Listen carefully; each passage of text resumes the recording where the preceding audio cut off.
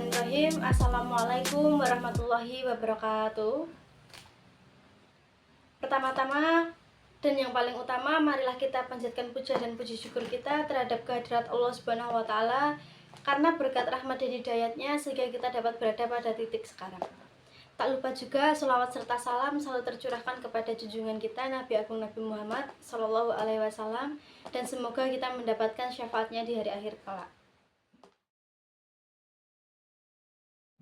Pada kesempatan kali ini saya akan menjelaskan materi mengenai memahami prinsip-prinsip operasional perbankan syariah. Sebelumnya izinkan saya untuk memperkenalkan diri. Perkenalkan teman-teman, nama saya Azhara Diva Ovin Isrofiani dengan NIM 212111254, program studi Hukum Ekonomi Syariah kelas 4G Fakultas Syariah. Nah, di dalam memahami prinsip-prinsip operasional perbankan syariah itu ada 6 macam. Kita akan membahasnya satu persatu. Yang pertama kita akan membahas mengenai prinsip dasar bank syariah. Tentu saja di dalam operasional perbankan syariah harus selalu di dalam koordinir prinsip, sebagaimana yang pertama yaitu adanya keadilan. Nah, keadilan yang di sini yang dimaksud yaitu adanya berbagai keuntungan di antara pihak atas dasar penjualan real sesuai dengan kombinasi ataupun kontribusi yang sudah dipahami oleh masing-masing pihak dan juga resiko yang akan dialami oleh masing-masing pihak. Dan yang kedua itu adanya kemitraan. Kemitraan itu berarti nasabah ataupun investor penyimpanan dana memiliki posisi yang sama di antara pengguna dana serta lembaga keuangan itu sendiri. Jadi posisi di antara mereka itu karena saling bekerja sama jadinya itu sejajar.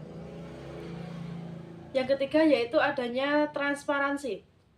Lembaga keuangan syariah akan memberikan laporan keuangan setiap per bulannya secara terbuka dan juga berkesinambungan agar nasabah dan investor itu dapat mengetahui bagaimana kondisi keuangan yang sedang berjalan.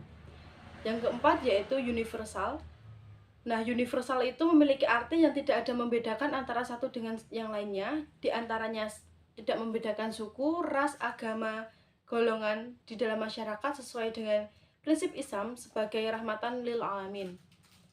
Selain adanya prinsip yang harus diterapkan dalam pengoperasionalan perbankan syariah, ada juga prinsip yang harus dihilangkan ataupun prinsip yang tidak boleh dilakukan dalam proses operasional perbankan syariah. Nah, yang pertama itu adanya prinsip maisir. Maisir secara bahasa itu berarti gampang atau mudah. Sedangkan menurut istilah, maisir berarti memperoleh keuntungan tanpa harus bekerja keras. Nah, di dalam kehidupan sehari-hari kita atau sekitar kita, maisir itu lebih sering kita dengar dengan sebutan lain perjudian.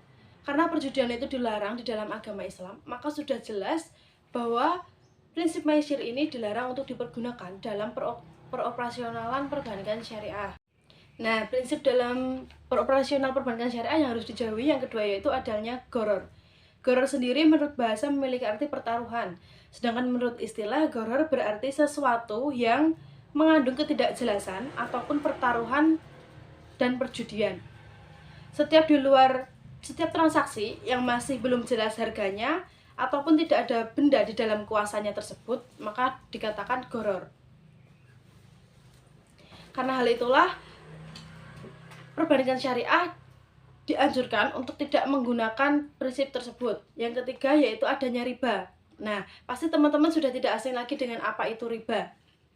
Riba yaitu pertambahan, kelebihan, pertumbuhan, ataupun peningkatan.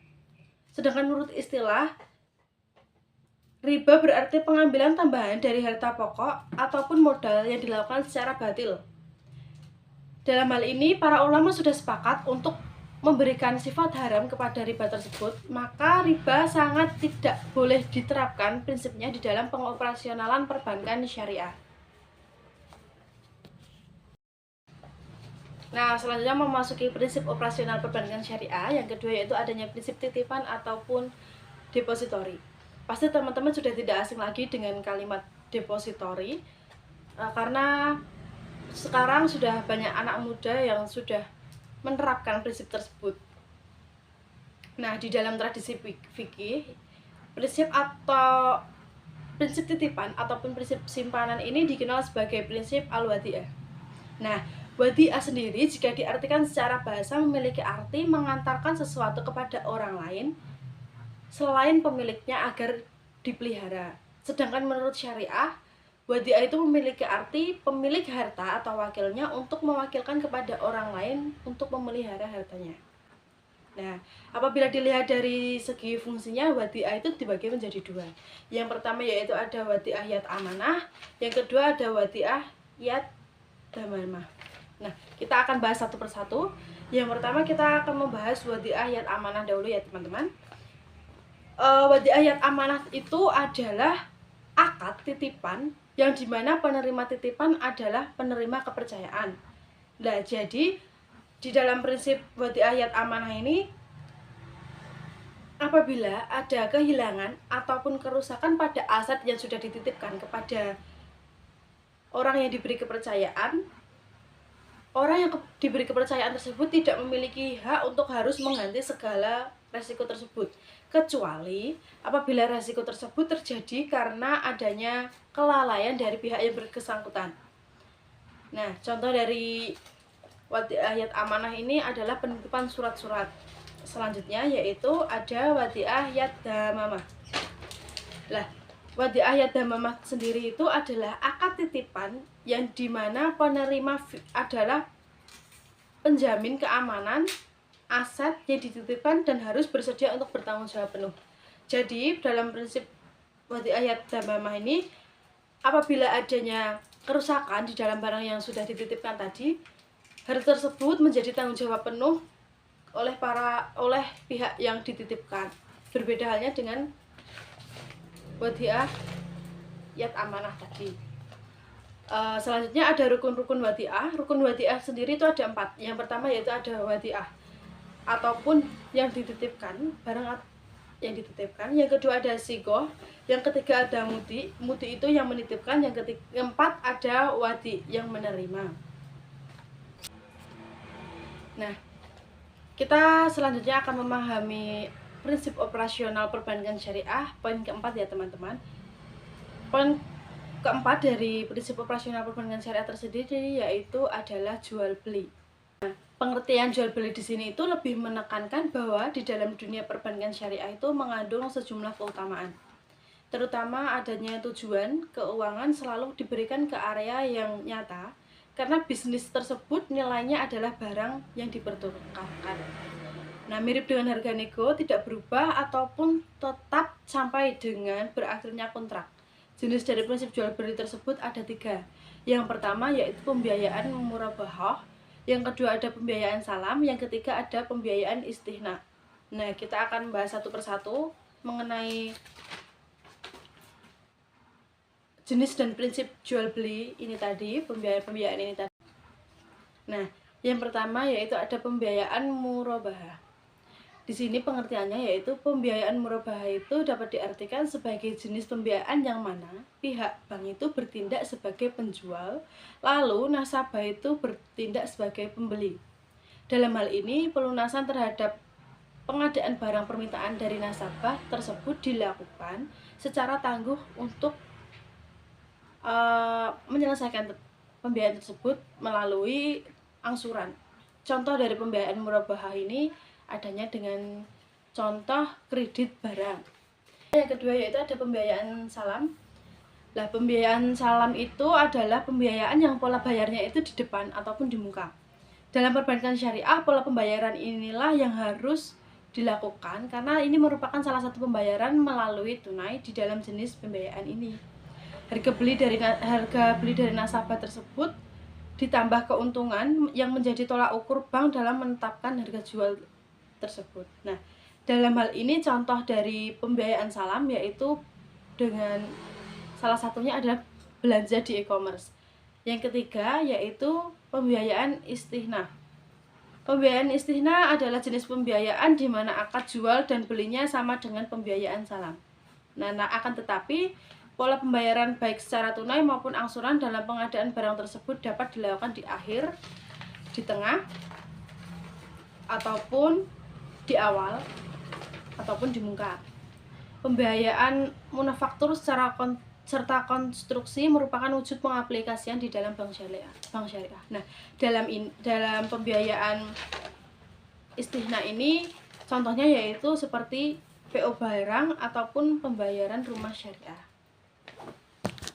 Selanjutnya dalam prinsip operasional perbankan syariah yang kelima yaitu adanya prinsip sewa atau lease. Nah, di dalam perbankan syariah ada dua macam pembayaran berdasarkan sewa menyewa, yaitu dengan cara ijarah dan juga cara ijarah muntahiyah bit tamlik. Kita akan membahasnya satu persatu ya teman-teman. Yang pertama kita akan membahas ijarah terlebih dahulu. Ijarah itu sering kita sebut dengan kata sewa. Sewa atau ijarah sendiri secara bahasa berasal dari kata al-ajru yang artinya ganti, upah atau menjual manfaat. Sedangkan secara singkatnya ijarah itu dapat diartikan sebagai hak untuk mendapatkan hak dapat berupa jasa ataupun tenaga dan juga barang ataupun benda yang dibayar dengan sejumlah imbalan tertentu. Ijarah ini memiliki beberapa rukun, yang diantaranya yang pertama ada penyewa atau mustajir, yang kedua ada pemberi sewa atau muajir, yang ketiga ada objek sewa atau makjur, yang keempat ada harga sewa atau ujroh, yang kelima ada manfaat sewa atau manfaah, yang keenam ada ijab kabul atau sigon. Nah, seperti yang sudah saya jelaskan di depan tadi bahwasanya cara ijarah itu ada dua. Yang kedua, kita selanjutnya akan membahas cara ijarah yang kedua, yaitu ijarah mutahiyah bitamlik. Ijarah mutahiyah bitamlik adalah sebuah transaksi ijarah yang meliputi proses perpindahan hak kepemilikan atas barang yang sudah disewakan.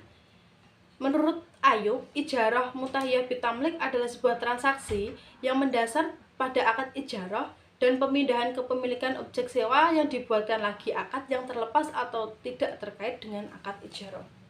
Nah, proses pemindahan kepemilikan objek dalam transaksi ijarah muntahiyah bitamlik secara umum itu dapat dilakukan dengan dua cara.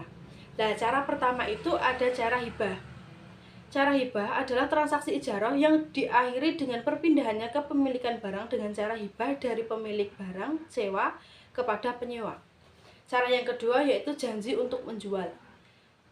Dengan cara janji untuk menjual ini adalah transaksi ijarah yang diikuti dengan janji menjual barang objek sewa dari pemilik objek sewa kepada penyewa dengan harga yang tertentu. Nah, selanjutnya yaitu prinsip operasional perbankan syariah yang terakhir, yaitu ada jasa atau fee. Prinsip jasa meliputi layanan non-pembiayaan yang diberikan bank kepada nasabah. Adapun layanan non-pembiayaan tersebut meliputi al-wakalah dan akafalah. Yang pertama kita akan mengupas apa itu al-wakalah terlebih dahulu ya teman-teman.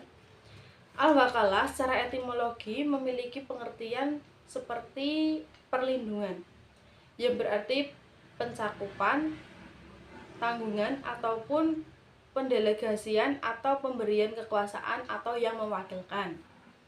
Wakalah sendiri berarti pelimpahan kekuasaan oleh seseorang ataupun satu pihak sebagai pihak yang pertama kepada orang ataupun pihak yang lain dalam hal yang diwakilkan. Di dalam hal ini, pihak kedua hanya melaksanakan sesuatu sebatas kuasa ataupun wewenang yang sudah diberikan oleh pihak pertama kepadanya. Ada juga rukun dan syarat wakalah.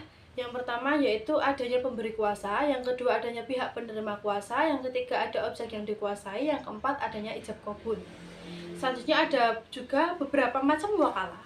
Yang pertama yaitu ada wakalah al-mutlaqah, yaitu mewakilkan secara mutlak tanpa batasan waktu dan untuk segala urusan. Yang kedua yaitu ada wakalah al-muqayyadah, yaitu penunjukan wakil untuk bertindak atas namanya dalam urusan-urusan tertentu. Yang ketiga yaitu ada wakalah al-amah, adalah perwakilan yang lebih luas dari al-muqayyadah tetapi lebih sederhana daripada al-mutlaqah. Nah, selanjutnya yang kedua kita akan membahas apa itu al-kafalah. Al-kafalah secara etimologi memiliki tiga makna, yaitu jaminan, beban, dan juga tanggungan. Namun apabila diartikan secara menyeluruh, ketiga kata ini memiliki garis besar pengertian, yaitu jaminan.